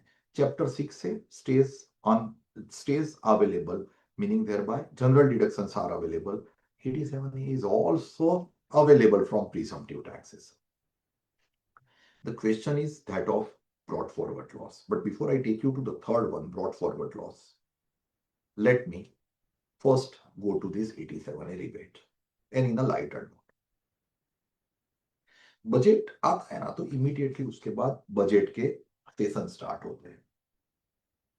एंड हमारे अहमदाबाद में एक और स्टडी सर्कल है, जो लोगों को ऐसा है कि very next day they want to keep the budget session. 2025 का जब बजट आया तो सैटरडे था 1 फरवरी, संडे 2 तारीख को उन्होंने लकीली नहीं रखा, 3 को इवनिंग में रखा। संडे को मेरा आउट ऑफ अहमदाबाद था, तो I was travelling back on Monday, जिस दिन शाम को मेरा यहाँ पे था हमारे अहमदाबाद के एक एरिया है, हमारे एक स्टडी सर्कल है, उसमें मैं वापिस आ रहा था तो व्हाट्सएप पाया कि our chief guest is mister so and so, additional commissioner of income tax. Budget है, बजट में 12 लाख वाला प्रोविजन आया था, 87 का रिबेट। एंड देखिए, I be honest members, critic always becomes popular. मैं सब कुछ पॉजिटिव पॉजिटिव बोलूंगा ना, तो it will never become popular. In the public speech, critic becomes popular, and there were a number of points wherein I wanted to criticize the provisions. So I was sure, which I did in the earlier 2 study circles I have taken, or 2 meetings I have taken on budget. First को भी ली थी, second को भी ली थी। यहाँ पे additional commissioner is our chief guest, so I cannot speak anything against the finance bill. तो मैंने उनको बोला कि सर तो चले जाएंगे, तो क्या वो तो चले जाएंगे, चीफ गेस्ट सर बैठे, तो मैं एकदम लिमिट में बोल रहा था। एंड ये 87 वाला आया, पहली रो में बैठे हुए ऑर्गेनाइजर में से एक जंप इन हुआ, और अब फिजिकल था, कोई स्टेज बेस नहीं था, तो मैं नीचे से ही बोल रहा था। It was in a this conference hall of some restaurant. तो मैं उनका सोफा जो था, एडिशनल कमिश्नर साहब बैठे हुए थे, वो ऑर्गेनाइजर में से बैठे हुए थे, उसमें से ही एक जन ने बोला कि सर वो तो देख लो कितना सिंपल हो गया, 18 लाख रुपए का हमारा प्रोफेशन से रिसीट। मैं तो ठीक है, 50% हम बता दे 9 लाख, हाँ, बाकी के 1.5 लाख रुपए का हमारा इंटरेस्ट, में तो ठीक है, बाकी की मेरी कोई इनकम नहीं है 10.5, तो ये तो हो गया sir, no tax paper on 18 lakh. मैं तो 18 क्यों, तो कि सर इसके ऊपर जीएसटी आ जाता है ना, इसलिए 18। मैं तो 18 आए होगे, तो इधर आया है ही नहीं ना, आया तो है ही नहीं। हमें जो भी पता ना हो उसके 50% का ही टैक्स भरना है ना, 12 लाख तक तो टैक्स नहीं है। So this can be a good way. बाजू वाला जंप इन किया, बोले कि सर नॉन जीएसटी वाले जो भी बिजनेस है जिसमें रजिस्ट्रेशन लेने की जरूरत नहीं है 40 लाख तक, उसके टर्नओवर के लिए भी हम यही कर सकते हैं, and we can do the same. मुझे बोलना पड़ा कि एडिशनल कमिश्नर बैठे हैं भाई, आप ये जो बोल रहे हो वो लग रहा है अच्छा, but why you are giving all this clues to income tax department if they don't have. But I will be honest, आप, मैं बहुत क्लियर हूं, it should be not 6 or 8, it should not be 50, it should be 6, 8 or actual higher, 50 or actual higher. So be very careful about the same. Very important gray area is, what about the brought forward loss or unabsorbed depreciation? Would you be able to get brought forward loss and unabsorbed depreciation or not? देखिए friends, presumptive income is computed notwithstanding section 28 to 43C. Many practitioners say that brought forward loss cannot be set off against ADA. In my humble opinion, the brought forward loss of the earlier year, wherein you were preparing the books of accounts and you were having the actual book, actual loss, is governed by section 70 to 80 and not 28 to 43C. And hence, earlier year brought forward loss, you can set off. Some other head loss you can set off. I'll clarify how, what I want to correct. Assume you are in the old age and आपका house property से loss है and AD में आप income बता रहे हो, तो set of is permitted. Yes, 2 lakh रुपए तक का सेट ऑफ आपके लिए परमिटेड है। But I am very clear, earlier year का आपका अनएब्सॉर्ब्ड डेप्रिसिएशन है, तो that unabsorbed depreciation can not be set because unabsorbed depreciation is governed by section 32 and 32 is prohibited 28 to 43C। अगर आप 35 AD में थे पहले और आपका अनएब्सॉर्ब्ड 35 एडी है या अनएब्सॉर्ब्ड साइंटिफिक रिसर्च कैपेक्स है 35 में, old section, old act, then I am afraid it cannot be set off. What can be set off is only and only loss that is covered by section 70 to 80. Now coming out to this 5-year rule. Sir, my act says, 44AD says, assessee has to declare the profit under section 44AD to be 6% or 8%. अगर assessee ने AD का year 1 में profit बता दिया 6% 8% presumptive बता दिया, then in any of the next 5 assessment year अगर वो 8% या 6% से कम बताएगा, meaning thereby he doesn't offer his income to taxation as per presumptive taxation, then 4484 is triggered. What is 4484? 4484 says एक बार आपने बिलो बता दिया 6% या 8% से, तो आप 5 साल के लिए ऑडिट में कवर्ड हो गए. Be very careful. मैं इलस्ट्रेटिवली समझाऊं.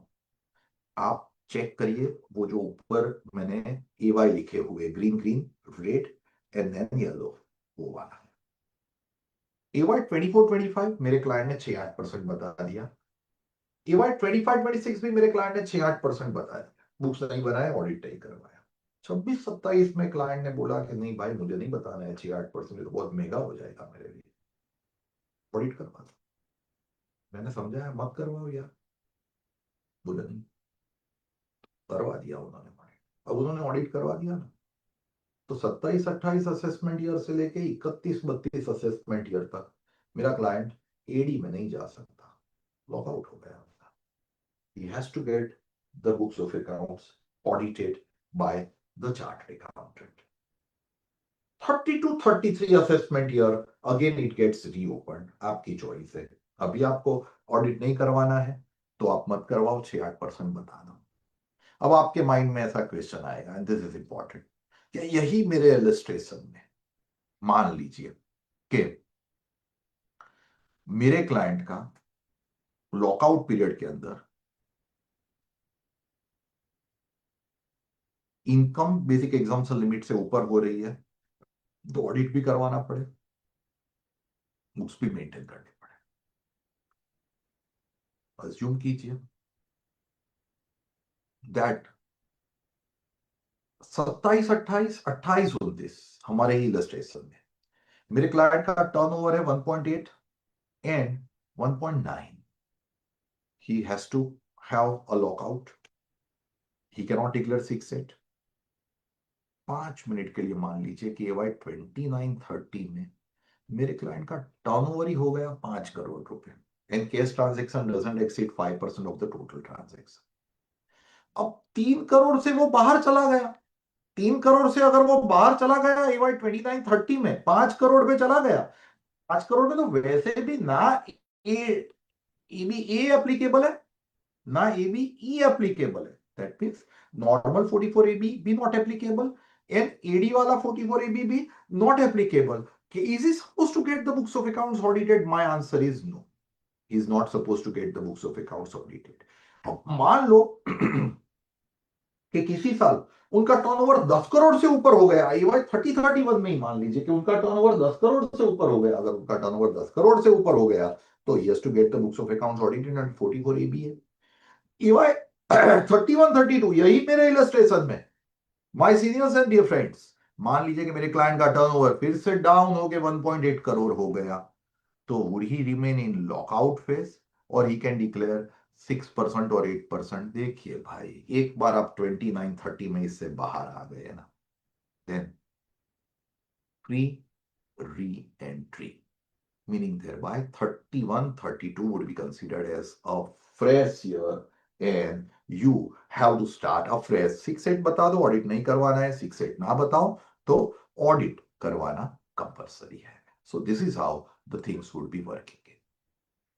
Now, if you are declaring below 6, below 8, books बनाने हैं, ऑडिट करवाना है, एंड यहां पे आपको 4 साल की 5 साल की लिमिट भी देखनी है. As we have discussed earlier, LLP excluded, 5% cash receipt tax. Business versus profession is also very important, I am covering. And partner remuneration AE में अलाउ होता है, AD में अलाउ नहीं हो रहा है. Be careful. Now let me take you to certain important posers, and then I'll have the session for the question answers. But पहले मेरी साइड से जो भी क्वेश्चन है मेरी टीम के. Can your question individual cash deposit once presumptive income is declared? Sir ये वो मुझे बुक्स ही नहीं बता रहे, 6-8% में बता दूंगा. That is perfect. I don't have to maintain the books of accounts. I don't have to get the audit done. मेरा टर्नओवर 1.5 करोड़, 1.5 करोड़ में से 50 लाख कैश, 1 करोड़ चेक. 1 करोड़ के मैंने 6 बता दिए, 50 लाख के मैंने 8 बता दिए. मैं एक्चुअल इनकम मेरी देखने जाऊं ना तो मेरा इंडस्ट्री का रेशियो ही है खाली 3% 4%. पर मुझे I want to get rid of the maintenance of books of accounts. I want to get rid of the I would say audit. छोड़ो, I want to get rid of audit and auditor and books of accounts. नहीं, I want to get rid of 43BH. इतना difficult clause ला दिया है. देखो ये micro small enterprise के लिए that you have to make the payment, then only you can get the deduction, else you will not get the deduction. ये सब कहाँ पे पढ़ेंगे? कुछ नहीं. अगर आप प्रिजम्पटिव में जान रहे हो. मेरे क्लाइंट ने बोला मुझे 6-8% बता देना. उन्होंने 6-8% बता दी. डिपार्टमेंट ने बैंक स्टेटमेंट मंगवाया और उन्होंने 50 लाख की कैश देखी. तो कैन डिपार्टमेंट टेल यू कि यार ये केस जो है ना वो एक्चुअली तो आपके ब्लैक मनी है, सेक्शन 68-69 में अप्लाई करूंगा एंड इसको मैं फुल्ली टैक्स करूंगा under 115 BBE at the rate of 60%, now revise to 30% prospectively. Answer, in my humble opinion, no. Office need not explain the cash deposit if it is a part of turnover. Department क्या check करेगा? अभी तूने GST के turnover में 1.5 करोड़ बताया है. हाँ बताया है. ऐसा लग रहा है कि मार्च में की तरह आफ्टर थॉट है ना. आफ्टर थॉट नहीं है. हर महीने में केस के टर्नओवर थोड़े आ रहे हैं. In that particular case department doesn't have any right. Friends, it is as per CIT versus Surendra Pal Anand, Honorable Punjab and Haryana High Court, which is consistently followed by ITAT. Going a step ahead, many cases, my seniors and dear friends, you may be handling the cases of cash deposit. And जिसमें एओ level पे faceless assessment में आपने देखा होगा कि पूरा addition उन्होंने कर दिया है, 115 BBE में ले गए हैं. Can you argue to the authority that sir पूरा ना होवे, परसेंटेज एडिशन ही हुए? Answer is yes, you can argue. You can 100% argue that if you want to consider this case to be unexplained, you cannot treat this unexplained fully, and it is subjected to only percentage addition. and कौन सा percentage? आपने ही दिया हुआ percentage.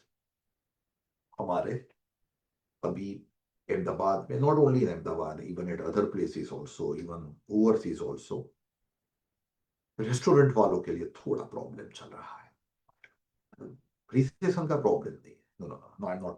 Restaurant तो pack ही होती है. कोई भी आप रेस्टोरेंट में जाओ, अच्छी रेस्टोरेंट में पैक ही होती है. बट वो लोग जो बिलिंग का सॉफ्टवेयर यूज कर रहे हैं, वो बिलिंग के सॉफ्टवेयर में जीएसटी डिपार्टमेंट का ऐसा कहना है कि आप इसमें से सर्टन बिल्स निकाल सकते हो. मैं समझाऊं what do I mean. There is X restaurant in Pune. Very assume I am coming and going to that restaurant. मेरा बिल हुआ 4,000 रुपए. मैंने क्रेडिट कार्ड दिया, उन्होंने क्रेडिट कार्ड स्वाइप किया, मेरा पेमेंट चला गया.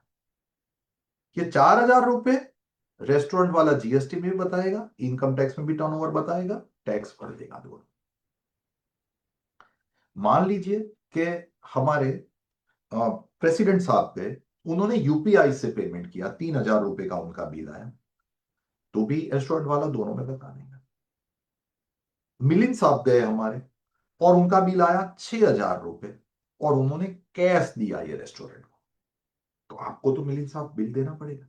तो उन्होंने बिल दी, आपने 6,000 पे भी किया, कैश से पे किया. अब 6,000 रुपए जो आपने कैश से पे किया ना, उसके बाद में रेस्टोरेंट वाले ने ये बिल अपने रिकॉर्ड से डिलीट कर दिया। आपको एक कॉपी गई फिजिकल, बट उनके रिकॉर्ड से डिलीट हो गया। तो ना ये 6,000 के ऊपर जीएसटी पे हुआ, ना ये 6,000 के ऊपर वो इनकम टैक्स भरेगा, राइट। अब ये जो बिलिंग सॉफ्टवेयर वाला जो है ना, उसके वहां जीएसटी वाले पहुंच गए हैं भाई, और उन्होंने वहां जाके बोला कि कौन कौन से क्लाइंट आपका सॉफ्टवेयर यूज कर रहे हैं, कहां से कुछ चेंजेस हुए हैं। सर, आईपी एड्रेस के साथ जीएसटी डिपार्टमेंट को पता है कि कौन से रेस्टोरेंट ने क्या चेंज किया हुआ है। तो जीएसटी में इसका कन्फेशन करे ना करे वो पहली मैटर थी। हमारे few clients have accepted in GST. क्या एक्सेप्ट कर दिया कि हाँ भाई हमने तो गलत किया है, ये मिलिंद सर का 6,000 का बिल हमने लिया था, जीएसटी हमने नहीं भरा है। जीएसटी के कंसल्टेंट ने उनको समझा कि 5% ही बढ़ना है भाई, by mental peace and relief. He bought mental peace and relief by paying 5%। बराबर है, सर्वे में या सर्च में। अब मेरे इनकम टैक्स डिपार्टमेंट से नोटिस आ गई कि भाई आपने जीएसटी सर्वे में इसको कन्फेस किया है, तो ये इनकम टैक्स में भी अनएक्सप्लेन्ड इनकम की तरह क्यों इसका 115 बीबीई में 60% प्लस प्लस प्लस में एडिशन ना हो। इनकम टैक्स के केसेस में हैंडल कर रहा हूँ, जीएसटी का कंसल्टेंट में नहीं हूँ, मुझे जीएसटी नहीं आता है, मेरी फॉर्म भी नहीं है। फॉर्म को अच्छा आता है बट मेरी फॉर्म नहीं। किसी आउटसाइडर से मैटर्स आई, केस आए, और हम आर्ग्यू कर रहे हैं कि सर जीएसटी में तो it was panic created by department, and that's the reason we have accepted under courts and means representation undue influence। यहाँ पे प्लीज इसको टैक्स मत करिए, क्योंकि यहाँ पे बात हो जाएगी 78% की, वहां पे 5% की बात नहीं। हम आर्ग्यू कर रहे हैं कि सर इसको आप ऐसे फ्रीली टैक्स ना कर सको। अगर आपको लग रहा है कि चलो आपने कन्फेस किया है, we have to pay tax, we are ready to pay the tax, but we are ready to pay the tax only on the profit. मेरा क्लाइंट हर एक एंटिटी उनकी प्रिजम्पटिव में गई है, तो we are ready to pay the tax at the rate of 8%। मान लो ऐसा 6,000 का बिल मिलिंद सर का नहीं लिया है मेरे रेस्टोरेंट के क्लाइंट ने, तो 6,000 के 8% इनकम गिनो, दैट वुड बी 480 रुपी। और इसका हम नॉर्मल टैक्स स्लैब हमारा जो एप्लीकेबल होता है उसके ऊपर हम टैक्स भरने के लिए तैयार है। My seniors and your friends, 148 की जो हमें नोटिस आई है ना मेरे क्लाइंट को, उसमें लिखा हुआ है कि एक, आप जो principal commissioner of income tax approval देते हैं उसमें, कि आप इसको फुल 6,000 रुपए को इनकम कंसीडर करके टैक्स कीजिए, unless assessee is able to prove कि इसके डायरेक्ट एक्सपेंडिचर भी है। कब assessee is able to prove के उनके डायरेक्ट एक्सपेंडिचर है? सर, एक्सपेंडिचर में तो हम कैश चेक, आउटस्टैंडिंग सभी खर्चा तो मांग ही लेते हैं ना। 6,000 रुपए मिलिंद सर देके गए, कैसे पे किया, तो क्या उनके रिलेटेड जो वेटर ने उनको सर्व किया होगा उनका सैलरी हमने नहीं डेबिट किया होगा, अलावेबल नहीं लिया होगा? उनके लिए जो खाना बनाने के लिए जो खर्चा हुआ होगा, डिश वॉश करने के लिए जो खर्चा हुआ होगा, इलेक्ट्रिसिटी बिल लगा होगा, या एडवर्टीजमेंट रेस्टोरेंट ने की होगी, वो सब खर्चे अलाउ तो आ गए, ऑलरेडी आ गए। सो अगर असेसी स्पेसिफिकली प्रूव कर रहा है कि 6,000 रिलेटेड इतने खर्चे हमें अलावेबल नहीं मिले, तो नेट पे टैक्स करिए, वरना पूरे 6,000 पे टैक्स करिए, ऐसा डिपार्टमेंट ने नोटिस में लिख के दिया हुआ है। अब हमारा केस अलग बन रहा है। हम क्या आर्ग्यू कर रहे हैं? हम आर्ग्यू कर रहे हैं कि हम तो सर प्रिजम्पटिव में गए थे। प्रिजम्पटिव में आपका कायदा ही 6% बोल रहा है। अगर आपका कायदा ही 6% बोल रहा है, तो let me have the benefit of 6%, और सॉरी माय मिस्टेक, कैश में है तो 8% of 6,000। If I'm arguing the same, it would be, I would say, a very interesting thing to watch what department says, but I'm arguing on that part. इसको मैं थोड़ा extra बोलूं तो मेरे client का टर्नओवर मान लीजिए कि 1.5 करोड़ था, और ऐसा 30 लाख का मिला। मैं 30 लाख के 8% बता दे रहा हूं, सेफ हूं, चलो मान लो 5 मिनट के लिए मैं सेफ। बट मेरे क्लाइंट का टर्नओवर 1.5 करोड़ था, और मेरे यहां से 60 लाख की कैश रिसीट मिली, जिसके बिल्स मैंने ऑल्टर किए थे। तो मैं फॉल हो गया 2.1 में। टोटल हो गया 1.5 प्लस कैश 60 करके 2.1। If it is 2.1, I am between 2 to 3 crore। If I am between 2 to 3 crore, 5% of cash transaction, I am not able to fulfil the same, I am covered by 44AB। मेरा books of accounts maintenance का भी penalty आ जाएगा, audit का भी penalty आ जाएगा, and I would also be tax on a huge amount. So हम लोगों के पास ऐसे 18 परमिट अकाउंट नंबर है 4 साल के केसेस निकाले हैं एंड एक एक का सबमिशन अलग बन रहा है। अब आप सब प्रोफेशनल्स हो, मेरे प्रोफेशनल ब्रदर सिस्टर्स ही हो, आपको तो पता है क्लाइंट क्या बोलेगा कि 18 पान नंबर, 18 सिमिलर मैटर, 18 के 4 आपको सिमिलर ही आंसर देने हैं, तो पर केस हम क्यों फी दे, आप एडहोक नक्की करिए। अरे भाई, हर एक असेसी का हर एक ईयर हर एक फैक्ट अलग होता है। Only you being the family member doesn't make the case is similar and our submission similar. But ये बहुत ही बड़ा इश्यू है। शायद पुणे के रेस्टोरेंट्स या महाराष्ट्र के रेस्टोरेंट में भी ये इश्यू ट्रिगर हुआ होगा। Kindly check that out. Friends and my seniors, does the scheme exempt proving basic eligibility? The assessee must still establish genuine trade and credible turnover. Presumptive taxation doesn't immunize wholly unexplained deposit. So ऐसा नहीं होगा कि आप ऐसा इसमें बता दो और आप, जैसा मैं बता रहा हूं ना, कुछ हो ही नहीं और आप बता दो कि मेरा 18 लाख का केस रिसीट प्रोफेशन से, उसका 50%, no it won't work. Can a separate section 68, 69, 68, 69A addition can be made? Generally, no, as I have discussed, unless you are under exceptional circumstances. मेरा क्लाइंट अर्लियर ईयर में books maintain करता था। Earlier year में उन्होंने outstanding जो खर्चे थे वो अलावेबल दिए थे। 3 साल कंप्लीट हो गए, डिपार्टमेंट ने बोला कि भाई क्रेडिटर की क्या पोजीशन, जिस ईयर आप प्रिजम्पटिव जा रहे हो। आपने बोला कि सर वो तो पड़े है। डिपार्टमेंट ने 4, 5, 10 क्रेडिटर को चेक किया और पता चला कि आपने जो उस time salary account debit to outstanding salary account credit किया था, जिस ईयर आप बुक्स बनाते थे, जिस ईयर आप खर्चा अलावेबल ले रहे थे, एक्चुअल खर्चा, वो भी पेएबल ही नहीं है। Would it be open for department to tax everything under section 68? Answer is yes. They have right to tax it under section 68 because this is pertaining to the different year. This is also a bigger issue many clients are facing.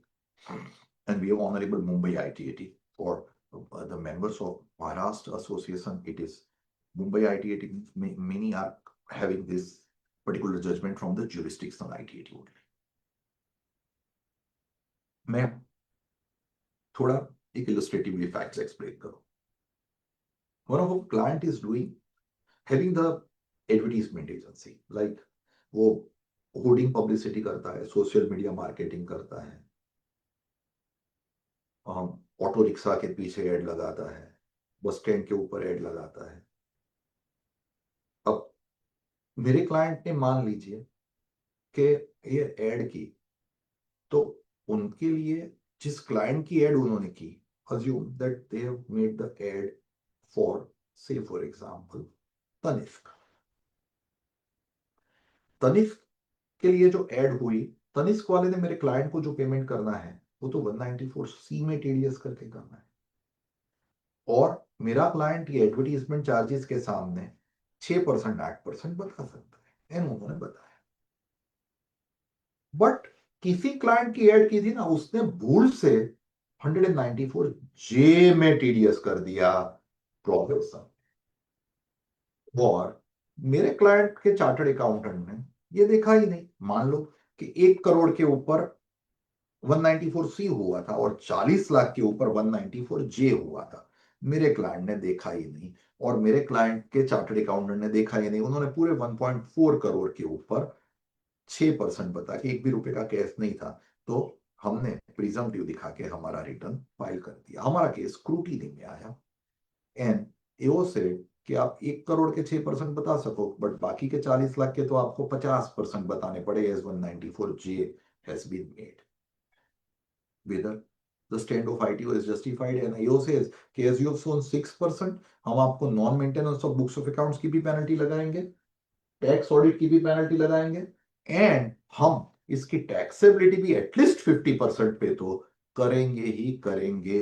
What would be your way out? Honorable Mumbai ITAT in the case of Rasmi Subhash Jha and Vishnu D. Pongse has said that even if TDS is made under 194J, if the assessee, my client who is into the advertisement business, is able to prove subjectively that his services falls under the category of business and not profession, for which wrong TDS is done by them, he can opt for 6% or 8% and not 50%. No books of accounts, no penalty. How my client would be able to prove what must have happened in the tribunal, Mumbai ITAT in the year 2023 over here?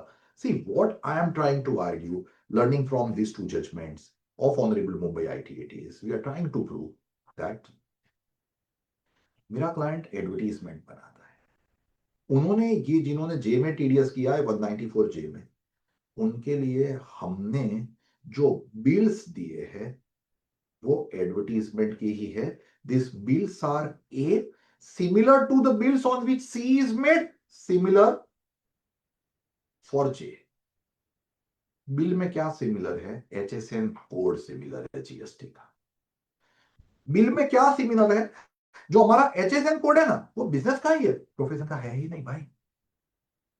अगर आप GST में इसको business accept कर रहे हो, HSN accept कर रहे हो, मुझे जीएसटी ले रहे हो, सामने वाले को आईटीसी दे रहे हो, तो why you are having? Simply because of J different story.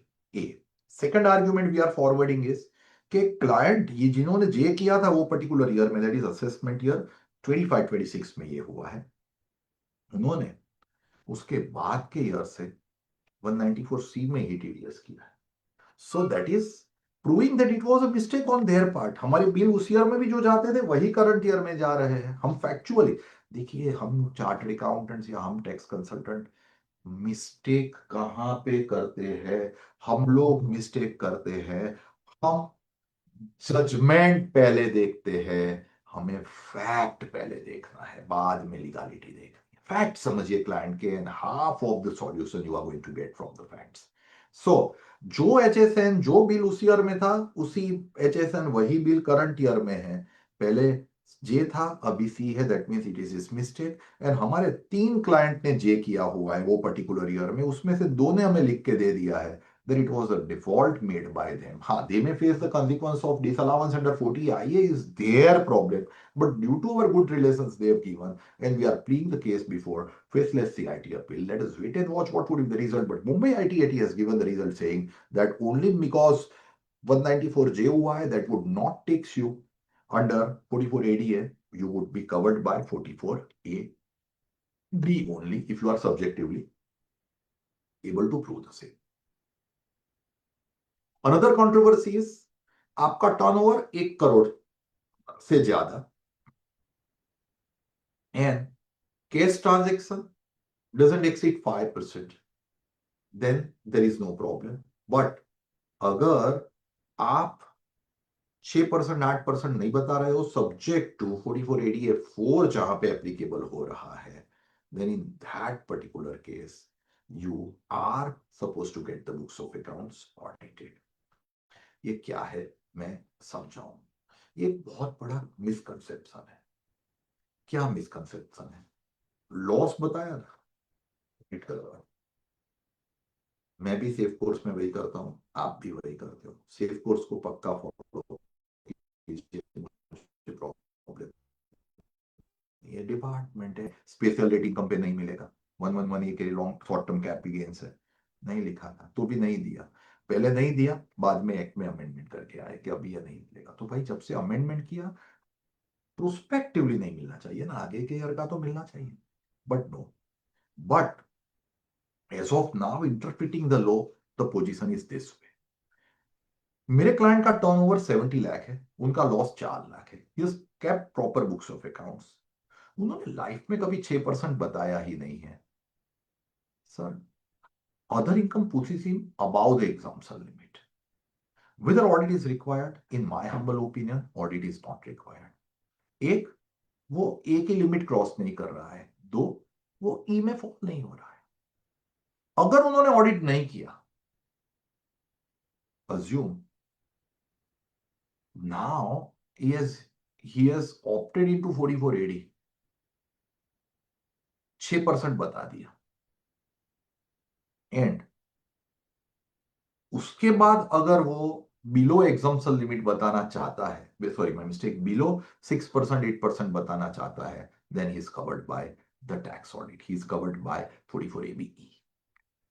ADA में ऐसा कुछ नहीं है। एडीए में तो आप 50 से कम बताओगे ना तो ऑडिट करवा ही कंपलसरी देना है। You have to get the audit done. थोड़ी बहुत स्पेशलाइज्ड प्रैक्टिस की बात करें तो if turnover simply exceeds 4480 in a later year, file lock-in never applies, we have discussed. Partner remuneration interest is now no more available from ADA, it's available from 44 AE only. Loss, as I've said, will not force you for audit, and TDS in Form 26 AS is not the destiny, whether it is AD or ADA. My seniors and my dear friends, your takeaway from this particular sections are document eligibility basis, that is turnover computation, cash versus digital. Please be careful about outstanding, as I have highlighted. 5-year lock-in period need to be taken very carefully. AIS, TIS, as I have highlighted. Don't assume a loss automatically requires the audit. And मान लीजिए आपने 2 year presumptive में गए, तीसरे year कम बताया, audit करवाया, तो आपको जो डेप्रिसिएशन अभी तीसरे ईयर मिलेगा वो नोशनल WDV पे ही मिलेगा. You are not going to get this depreciation on the actual WDV. 2 साल आपने 2 साल प्रिजम्पटिव में गए, उस टाइम आपके बिल्डिंग की WDV थी 100 रुपए, तो आपको पहले ईयर दूसरे ईयर आपने ऑडिट नहीं करवाया, डेप्रिसिएशन भी एक्चुअली नहीं लिया, बट पहले ईयर का 10, दूसरे ईयर का 9 डिडक्ट करके तीसरे ईयर जब आप एक्चुअल में जाओगे, बुक्स मेंटेन करोगे, ऑडिट करवाओगे, तो आपको डेप्रिसिएशन खाली 8.1 ही मिलेगा. That is very carefully to be understood by you. These notes, I'll be clear, the summarizes the presumptive taxation under Income Tax Act 1961 for financial year 25-26, including litigating position as of now from ITAT High Court and case law. But I would be very honest that every year, every month, every day, there are some or other new things coming in. So I am honest. Before advising your client, we need to be very, very careful about the exact legal position at the time we are advising the client. Yeah, I am sure कि हमने जब advice दी तब legal position अलग भी हो सकती है, जब हमारा केस ओपन हो तब भी लीगल पोजीशन अलग होगी, और हमारा केस डिसाइड हो तब भी हमारी पोजीशन अलग हो सकती है. लाइक 80GGC डोनेशन की जो हमारी अभी बातें हैं, पॉलिटिकल डोनेशन, उसमें every now and then the judiciary says something different. अभी हमारे केस में आज ही सीआईटी अपील ने, I am honest, CIT appeal ने 80GGC के केस को सेट असाइड करके रिफर बैक कर दिया कि चेक करो, इतनी डिटेल मिल रही है ना, तो उनको जीजीसी अलाउ कर. Now this is very rare. We have told the client that you need to be ready to go to tribunal, but here CIT appeal is doing the same. So check the legal position before you advise your client. That legal position should be on that very particular day. Right? About presumptive tax, over to you and over to the organizers. Sir तुमचं चालू आहे का? चालत नाही.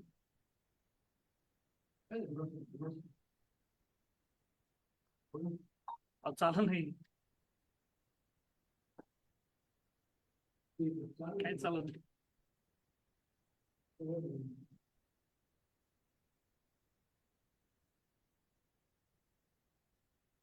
So over to you.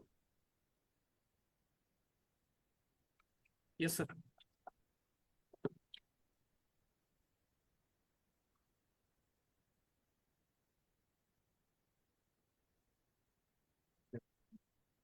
त्याला phone करा पालक sir. पालक नाही पालक मग तू पालक पालक नाही केली.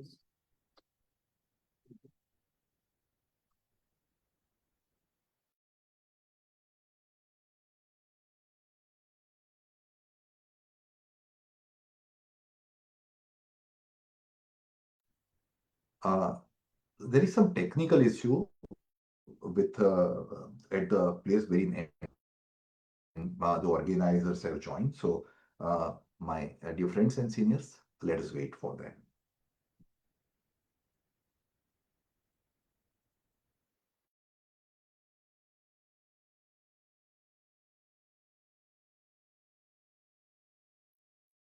Yes, sir.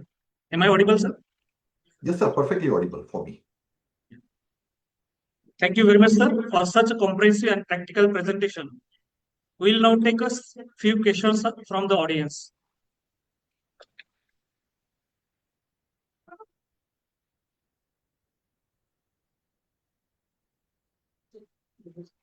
Dear participant, if any question you can post on chat box, we will take it in a few minutes.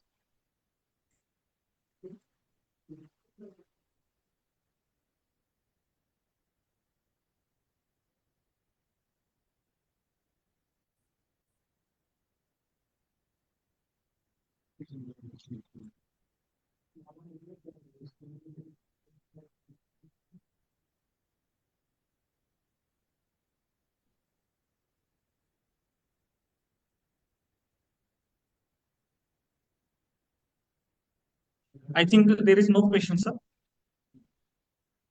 Now, I request Sri Milindra sir to make the secretarial announcement.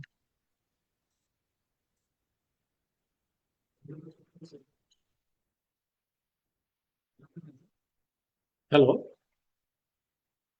Now I am here as Secretary of Maharashtra Track Practice Association to give information about our association upcoming programs and also to know about the association. The first announcement is regarding our one-day seminar on 14th of August. It will be of 3 sessions. 2 sessions will be of on GST and 1 session on income tax. This full day seminar will be for all the members who are joining our association as a member of Golden Age Pass, and also we will give this one-day session under MTPA Golden Age Pass scheme. This scheme, as you know, will have we have planned approximate 13 sessions in this year. The GST litigation course, income tax litigation course, full day seminar. One is online, one is offline. Income tax refresher course, GST refresher course, online course in TDS, income tax refresher course in Marathi, etc. So I request all the members to be a member of this Golden Age Pass scheme. We are offering discount till 15th August, and the cost is only 6,900 for members and 9,850 for non-members of MTPA. These charges are inclusive of GST.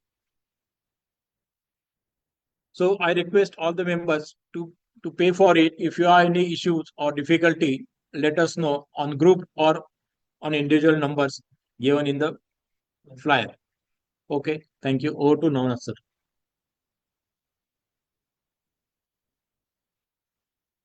Thank you, Milindra sir. Now, I invite our Vice President, Advocate Pranav Sheth sir, to deliver the official vote of thanks.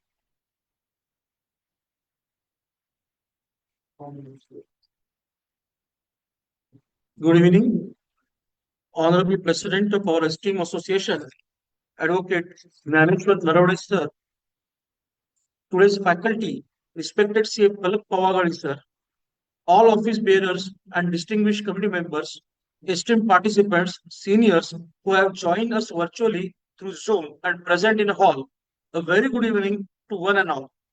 It is my proud privilege and pleasant duty as a Vice President of MTPA to propose the vote of thanks. Today's study circle session on presumptive taxation under the Income Tax Act 1961 has exceptionally insightful, professionally enriching in an era where compliance is becoming increasingly dynamic and client expectations continue to evolve. thorough understanding of the presumptive taxation scheme is indispensable for every tax practitioner. Through today's lucid presentation, we gain valuable clarity on the statutory framework, practical implications, strategic consideration, and common issues encountered while advising clients. The session has undoubtedly strengthened our professional knowledge and will assist us in delivering more effective and informed services. On behalf of Maharashtra Tax Practitioners Association, I extend our heartfelt gratitude to CA Palak Pavagadi sir for graciously accepting our invitation and sharing his vast knowledge, rich practical experience, valuable professional insights. Thank you so much, sir. His methodical presentation, lucid explanation, and complex provisions and practical approach have made this session truly meaningful and memorable. Sir, your contribution to the continuous professional development of our members is sincerely appreciated. I also convey my sincere appreciation to all our members and fellow professionals who have participated in today's program, both physically in the hall and virtually through Zoom. Your enthusiastic presence, active participation inspire us to continue organizing such quality academic programs. With these words, I once again extend our heartfelt thanks to CA Palagadi sir, Palak Pavagadi sir, and each one of you for making today's program a grand success. Thank you very much. Wishing everyone a pleasant evening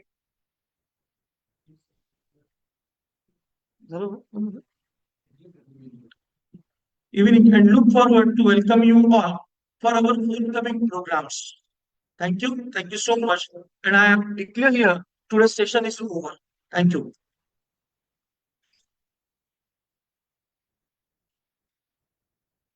Thank you, everyone. Thank you, sir.